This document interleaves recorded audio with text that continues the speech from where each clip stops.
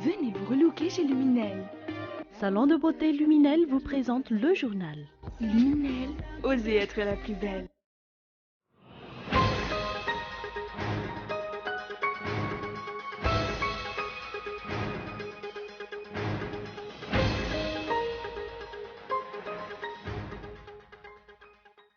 Le premier conseil des ministres qui s'est tenu hier au Palais d'État d'Iavlou n'a pas donné le ton d'un enthousiasme de la part de l'exécutif pour cette nouvelle année.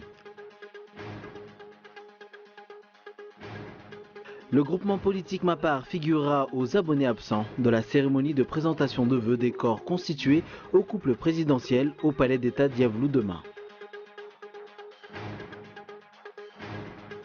La première ministre britannique Theresa May a nommé mercredi Tim Barrow ambassadeur du Royaume-Uni auprès de l'Union européenne après la démission fracassante de son prédécesseur, Ivan Rogers.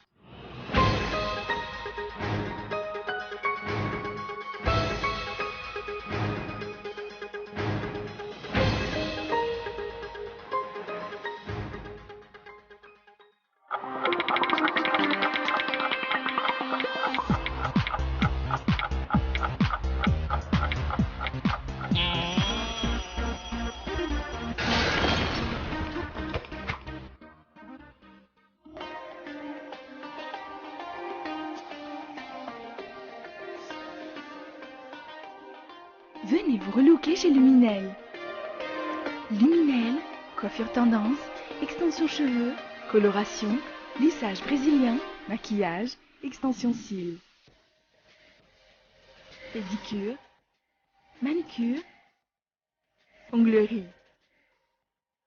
Luminel Béorilk vers escalier 1 4 foot. L'avant-center, 4e étage, box 418. Luminel, osez être la plus belle.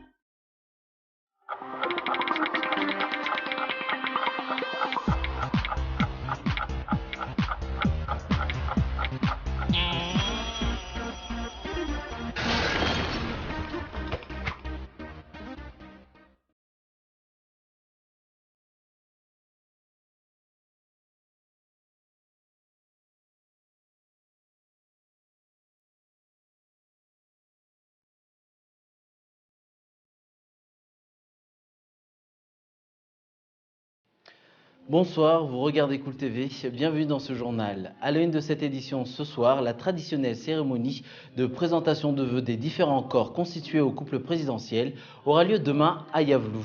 Les discours bien balancés sur la démocratie seront sûrement d'actualité, bien que le mot démocratie ne devrait même pas être prononcé face à la situation qui prévaut actuellement dans le pays. Les détails dans l'éditorial de Boazar Zanatsu. L'heure sera à la fête demain au Palais d'État d'Iavlou durant la traditionnelle cérémonie de présentation de vœux des corps constitués au couple présidentiel. Plus d'1 millier de personnes, notamment civiles, militaires, religieuses et diplomatiques, assisteront à cette cérémonie rythmée par les discours des différentes institutions et du corps diplomatique. Mais le discours le plus attendu reste bien sûr celui du chef de l'État, concocté par ses différents turiféraires à l'intention du peuple malgache. Beaucoup s'attendent à nouveau à un discours clamant haut et fort l'existence d'une base solide d'une démocratie dans le pays, défendant la liberté du peuple malgache et des différentes associations et des partis politiques, d'une démocratie grâce au respect de laquelle les conditions sociales se sont améliorées aussi bien au niveau de l'éducation, de la santé, de l'approvisionnement en eau potable et tutti quanti. Or, les réalités quotidiennes de la population sont différentes. Les valeurs de la démocratie, moult fois évoquées, sont loin d'être respectées. L'existence de violations des droits de l'homme est connue aussi bien des Malgaches que des étrangers. Il en est ainsi des arrestations arbitraires des habitants de Soumaman qui militaient pour une cause qu'ils jugeaient juste, de la restriction de la liberté de la presse contenue dans le nouveau code de la communication médiatisée, des calculs politiques visant à entraver la mise en place d'une opposition officielle au niveau de l'Assemblée nationale. Et pas seulement. En effet, si la Constitution prévoit la mise en place de la Haute Cour de justice 1 an après la prestation de serment du président de la République, celle-ci n'est jusqu'à maintenant pas encore en place. Dans le pays profond, la démocratie est loin d'être respectée. En fait, le mot démocratie devrait être rayé du vocabulaire des dirigeants actuels qui ne peuvent s'en prévaloir en aucun cas.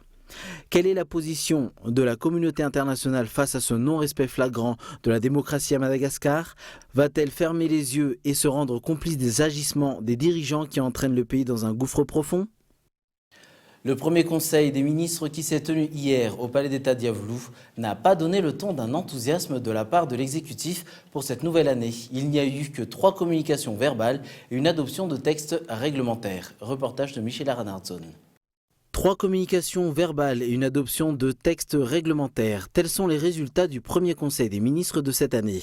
Une communication verbale relative au compte-rendu de résultats du dialogue politique germano-malagasy, une communication relative à l'organisation et à la tenue de la 14e conférence ministérielle ACP sur le sucre, une communication verbale relative au renouvellement de licences d'exploitation d'hydrocarbures logistiques pétrolières. Des points dont la majorité des Malgaches n'en bénéficieront pas malgré le tam-tam du chef d'État sur le développement rapide du pays.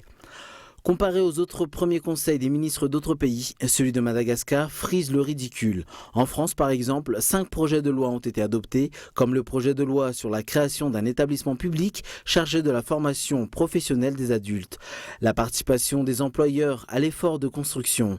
La question de santé de la population a également été adoptée, notamment la simplification de la législation en matière de sécurité sanitaire.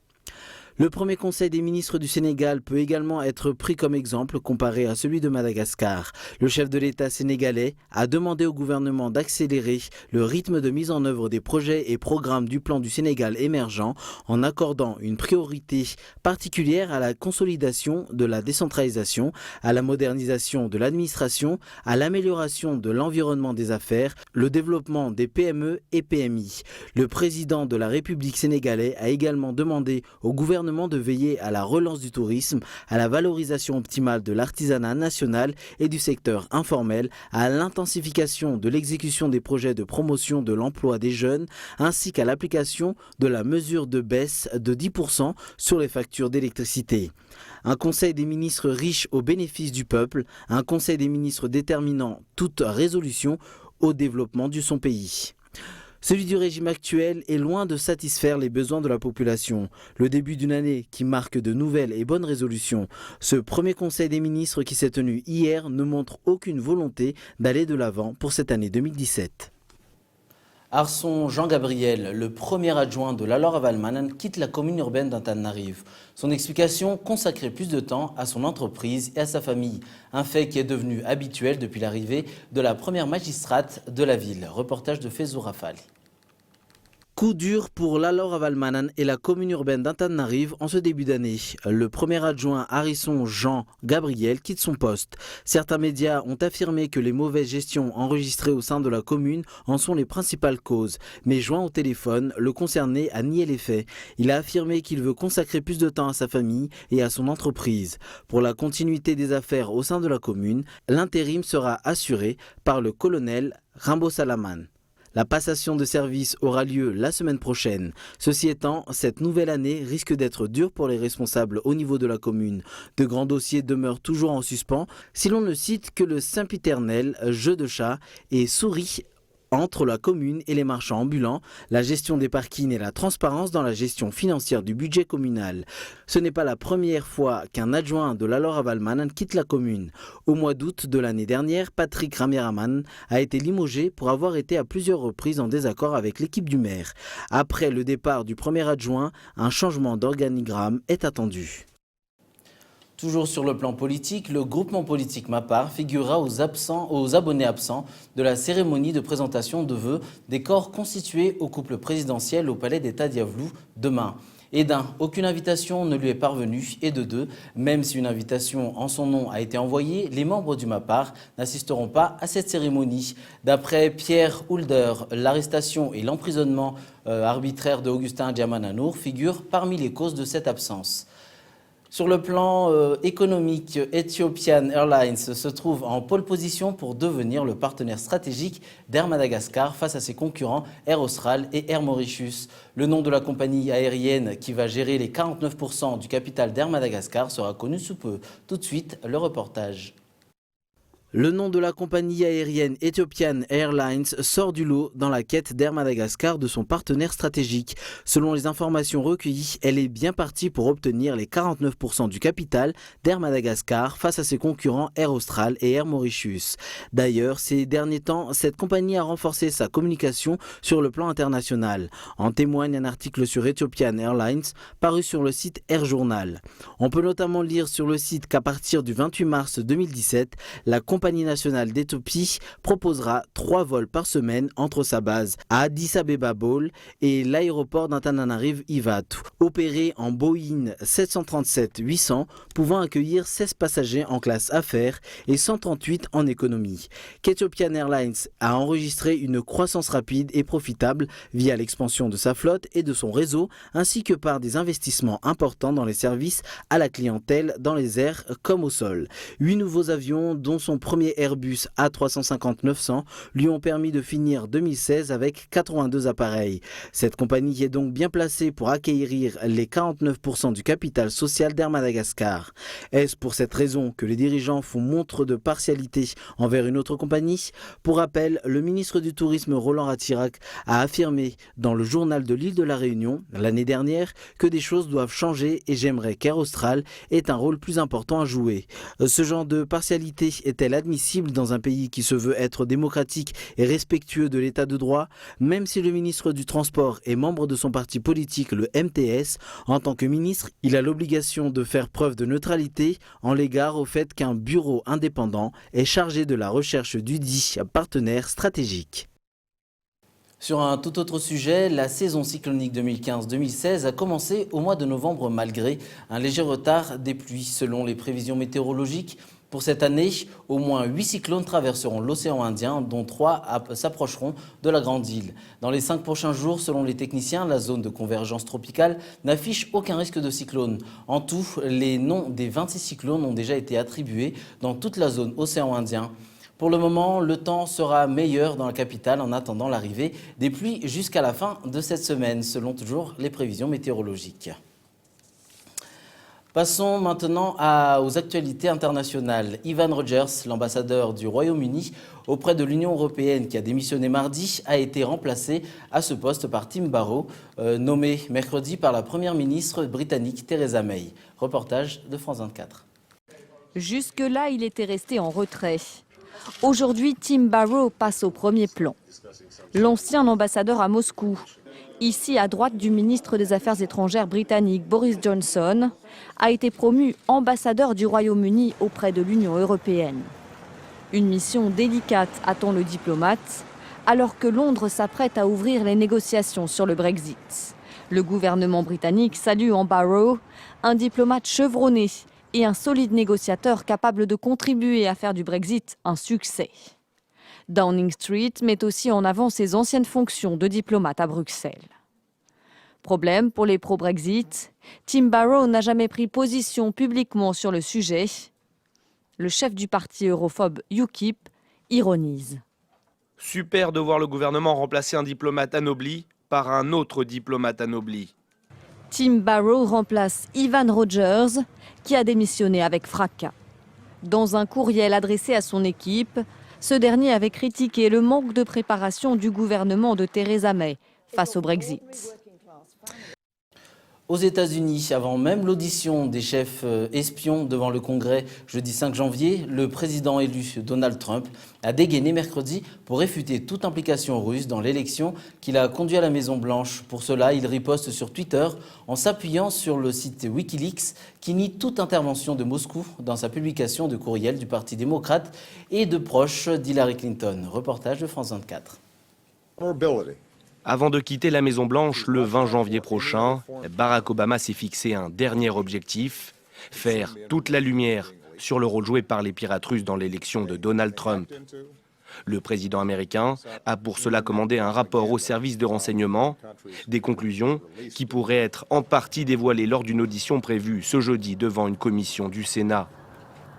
Pour le sénateur de l'Arizona John McCain, à l'origine de cette audition, cela ne fait pas l'ombre d'un doute. Des hackers russes ont bien piraté des données du Parti démocrate avant de les transmettre à Wikileaks.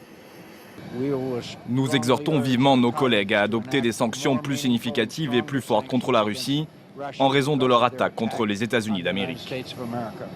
Ces dernières semaines, de nombreuses dissensions sont apparues au sein du Parti républicain. D'un côté, des sénateurs comme John McCain et Lindsey Graham. De l'autre, Mitch McConnell, le chef de file des républicains au Sénat, clairement opposé à toute sanction contre la Russie. Ce jeudi au Congrès seront notamment interrogés Michael Rogers, le directeur de la NSA, et James Clapper, qui coordonne 17 agences de renseignement. Donald Trump, qui sera briefé demain par de hauts responsables du renseignement, a lui toujours rejeté toute intervention russe dans ce dossier. Barack Obama n'a en tout cas pas attendu les conclusions du rapport et a expulsé 35 diplomates russes la semaine dernière. Une bien maigre consolation pour John McCain, pour qui l'intervention des hackers russes n'est rien d'autre qu'un acte de guerre.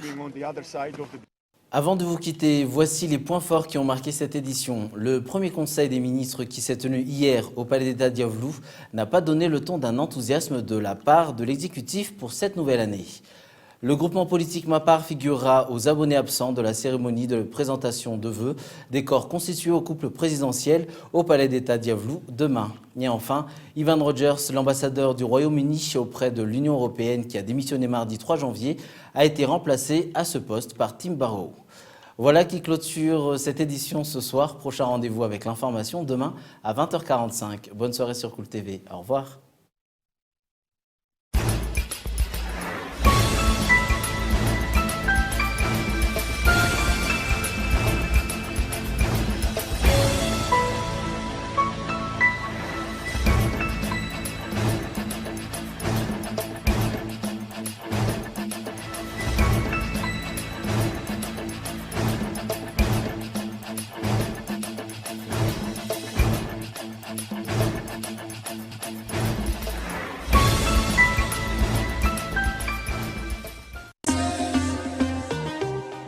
Venez vous relooker chez Luminel. Le journal vous a été présenté par Salon de beauté Luminel. Luminel, osez être la plus belle.